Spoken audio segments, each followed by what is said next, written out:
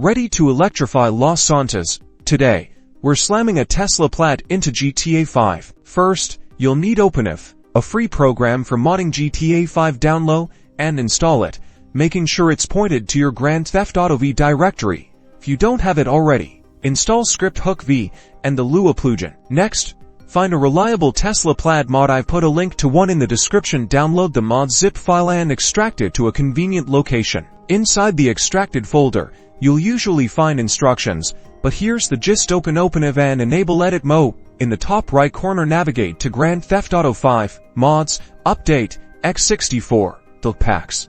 Drag and drop the Tesla Plaid folder into the DLC Packs folder. Now, find the dlclist.xml file. It's located in Mods, Update, Updaterp, Common, Data. Right-click on the dlclist.xml file and edit the file. Add a new line within the DLC Pack section, like this item DLC Packs Tesla item. Make sure you replace Tesla Plaid with the actual folder name of your Tesla mod.